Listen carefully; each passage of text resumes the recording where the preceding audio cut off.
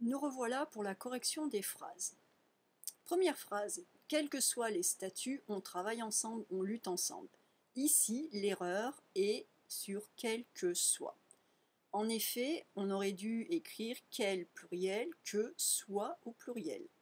Dans cette phrase, du fait de l'utilisation de la structure quel que, on a une inversion sujet-verbe. Donc notre verbe c'est soit, notre sujet c'est les statuts. Donc les statuts étant au pluriel, il faut que soit au pluriel.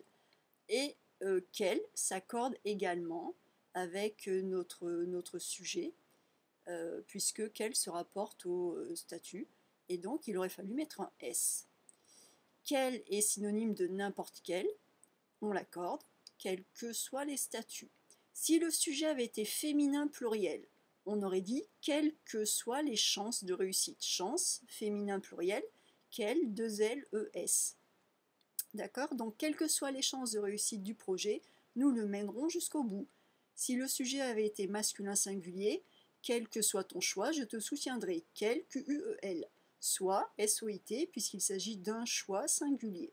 Si le sujet avait été féminin singulier, quelle que soit ta décision, quel, Q-U-E-2-L-E, soit encore au singulier. Décision étant au féminin singulier. Et enfin, quels que soient les statuts, donc, on en revient à notre phrase de base, nous avons un sujet qui est masculin pluriel, donc notre verbe se conjugue au pluriel, et quel s'accorde également. Donc, quels que soient les statuts, on travaille ensemble, on lutte ensemble. Deuxième phrase, respecter le service public, celles et ceux qui y travaillent, c'est possible. Et l'erreur porte sur le verbe travail. Travail n'est pas un nom. Dans la phrase, l'erreur, c'est que travail a été écrit comme le travail, comme le nom commun. Mais en fait, ici, il s'agit du verbe conjugué au présent de l'indicatif. Donc, le verbe travail conjugué au présent de l'indicatif, comme on a un sujet celles et ceux qui est pluriel, travail, 2L-E-N-T. Respecter le service public, celles et ceux qui y travaillent, c'est possible. Puisque travail, A-I-L, c'est uniquement le nom commun, le travail. La troisième phrase, nous affirmons que la mairie de Grenoble a toute latitude en tant qu'employeur pour traiter tout autrement nos collègues qui sont ses personnels. Alors dans cette phrase, a toute latitude est la partie incorrecte parce qu'il s'agit du verbe avoir qui est conjugué au présent de l'indicatif. On doit donc écrire a toute latitude, a sans accent. Et si on hésite, si on ne sait pas s'il faut un accent ou pas d'accent, on peut faire le test du changement de temps.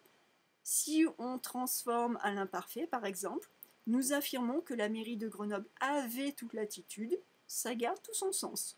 On peut le mettre au passé composé. Nous affirmons que la mairie de Grenoble a eu toute latitude, ça garde également tout son sens.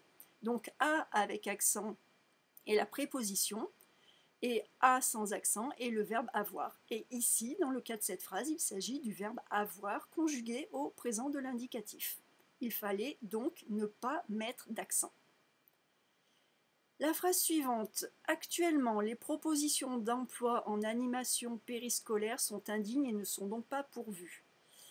Alors, là, comme je l'explique, je n'ai pas vraiment un problème grammatical, j'ai un problème sémantique. La sémantique, c'est le sens des mots qui est employé. Parce que les propositions d'emploi sont indignes, d'accord. La conséquence de cela, c'est que les emplois ne sont pas pourvus.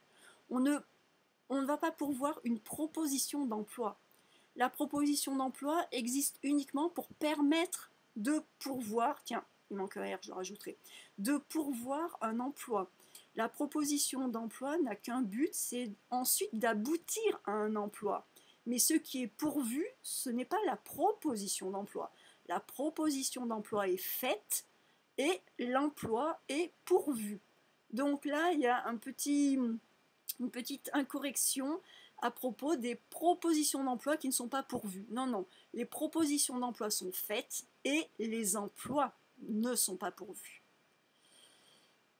La phrase suivante, nous exigeons que nos collègues soient entendus et respectés, que la mairie sorte du déni et de la communication pour passer enfin aux actes et rendre concrètes les valeurs qu'elle affiche sur l'aplan politique. Donc tout à l'heure, en fait, dans la lecture de l'énoncé, dans la lecture de l'article de blog, je vous ai un peu donné la réponse puisque je me suis trompée, emportée dans mon élan, j'ai lu sur le plan politique, alors qu'en fait, effectivement, ils ont fait, je pense que c'est plutôt une faute de frappe, ils ont écrit la plan politique, or plan est masculin, le plan politique. Et enfin, la phrase « Seule la lutte paye, soutenons nos collègues car leur combat est le nôtre », alors là, le nôtre doit s'écrire le nôtre au accent circonflexe, parce qu'il s'agit d'un pronom complément. Il n'y a que le pronom personnel possessif, par exemple c'est notre chapeau, ou notre chat, notre chien est joli, notre fils est très bien élevé.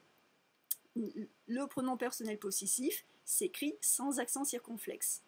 Mais lorsqu'il s'agit de le nôtre du pronom complément, alors il faut mettre un accent circonflexe.